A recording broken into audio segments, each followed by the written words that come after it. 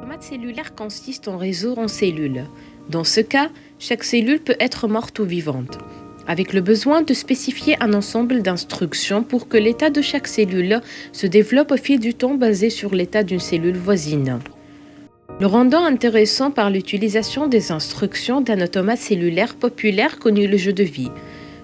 Nous peuplons autant de cellules que nous aimons, puis on le met en marche. Ce qui est remarquable est que ces 4 instructions simples peuvent au fil du temps produire des résultats ou bien des complexités incroyables. Les cellules peuvent vivre, mourir ou multiplier pour s'empler, continuer pour toujours. Il n'y a aucune façon d'expression si une configuration arrêtera ou continuera. Des heures supplémentaires, vous remarquerez que le comportement change des complexités chaotiques créant. C'est l'idée que l'univers a commencé en tant que quelque chose incroyablement simple, mais donné assez de temps, elle s'est transformée en quelque chose de complexe. Le monde peut souvent sembler très embrouillant, aléatoire, imprévisible et même inexplicable. Ce que le jeu de la vie illustre, que la complexité peut être le résultat de la simplicité. Les débris spatiaux. Paradoxalement, le vide qui entoure la Terre est peuplé d'un grand nombre d'objets, du fait de leur vitesse très importante représentant en cas de collision un risque non négligeable pour les missions spatiales. Nous suivons à la trace d'or de 60 000 pièces de débris plus grands qu'1 centimètre, mais il y a toujours des milliers de pièces qui sont trop petites pour suivre. Ces objets sont d'origine naturelle. Il s'agit des météorites ou d'origine artificielle pour les débris spatiaux qui ont été créés par l'activité humaine dans l'espace. Dans l'environnement terrestre, ces corps ont une vitesse très élevée, 20 km par seconde en moyenne. À ces vitesses considérables, en cas de collision avec un véhicule spatial, un effet électrique se superpose à l'effet mécanique, d'où il peut endommager les équipements électroniques. Ainsi, ils ont fait une soi-disant manœuvre de manière d'éviter de débris. Nous avons pu avoir croisé une ligne sans retour. Même si nous cessons d'envoyer des choses dans l'espace, plus de débris seront créés. Une solution doit être trouvée rapidement. Si nous ne faisons rien, nous serons enfermés par une couverture de déchets. La pesanteur fait comporter le corps humain des manières qui rendent la chose normale plus difficile à faire.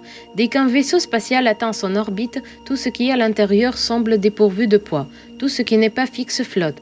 En l'absence de gravité, le sang et les autres fluides corporels se dirigent vers la tête. Cela peut créer une sensation de pression et des maux de tête, ainsi que les os et les muscles s'affaiblissent. Pour rester en forme, les astronautes doivent faire plusieurs heures d'exercice par jour. Cela leur permet de récupérer plus rapidement à leur retour sur Terre. Si bien, vous ne pouvez pas dégager des gaz dans l'espace, car notre estomac n'arrive pas à mélanger des choses dévorées ensemble. De telle façon, les gaz et la nourriture ne peuvent pas séparer. Ceci vous fera vomir. Finalement, pour dormir, vous devrez avoir la bonne ventilation autour de vous, parce que si vous ne le faites pas, vous finirez par une bulle de votre CO2 exhalé. Ceci aura comme conséquence la famine d'oxygène, que cela amène à réveiller la lutte au souffle ou la mort.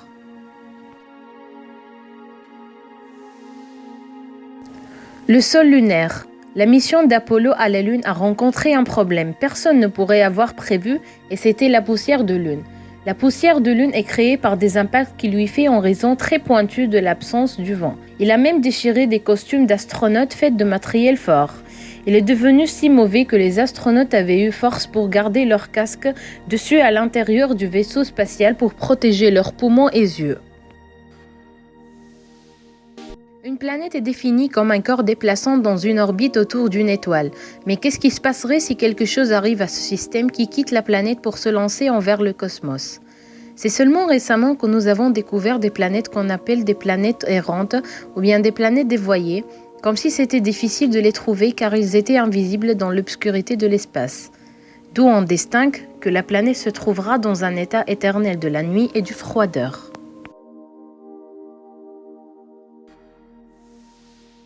La vie étrangère doit nécessairement exister quelque part dans l'univers. Ce que nous connaissons vraiment est ce qu'il y a des planètes là-bas qui pourraient supporter la vie appelée les exoplanètes. Nous avons trouvé environ 50 planètes près de 20 ans-lumière parties, mais cela prendrait 3000 ans pour y arriver avec notre technologie actuelle. noirs sont parmi les objets les plus mystérieux dans l'univers. Ils peuvent être plus petits qu'un atome ou plus grands que la plus grande étoile. Ils peuvent aussi arrêter le temps. Les trous noirs sont des zones de l'espace-temps qui se forment à la suite de l'effondrement gravitationnel d'une étoile massive, entraînant la création d'un puits sans fond qui engloutit toute chose approchant de trop près. Même la lumière ne peut pas leur échapper. Vous ne pouvez pas détruire un. Quoi que vous y jeterez sera ajouté à sa masse. Il sera tout consommé. Seulement son point faible est le temps. Attendre assez longtemps et les trous noirs s'évaporant en colportant ces radiations. Ça sera alors une porte secrète vers d'autres univers, comme l'a postulé le célèbre astrophysicien Stephen Hawking. Magnétar est une forme d'étoile à neutrons extrêmement magnétique qui renferme des radiations électromagnétiques de haute énergie comme les rayons X et gamma. De tour de 400 km, le champ magnétique vous déshabillera de tous les objets métalliques comme le téléphone, la montre ou bien la ceinture. Si vous arrivez vraiment de près, il commencera finalement à arracher le fer de vos cellules sanguines de votre corps. Vous pourriez avoir entendu parler de quelque chose appelé la matière sombre. Il est difficile de comprendre, mais pensez à elle en tant que notre galaxie. Tout ce que nous pouvons voir, la masse. Utiliser la relation entre la masse et la gravité. Prenant toute la masse ensemble n'est pas cohérent comme la force de gravitation qu'il a. Le calcul a été fait à plusieurs reprises, mais il ne semble pas additionner. Cela signifie qu'il y a quelque chose que nous ne pouvons pas voir a un effet sur la gravité. C'est la matière sombre. Un matin du 1er septembre 1859, l'astronome Richard Carrington observait que le Soleil le moment où une explosion de lumière éclatant quelques taches solaires. Ce qu'il a vu est ce que nous appelons l'éjection de masse coronale ou le CME. L'effet dévasté de ces tempêtes solaires est qu'ils peuvent brûler n'importe quoi électronique.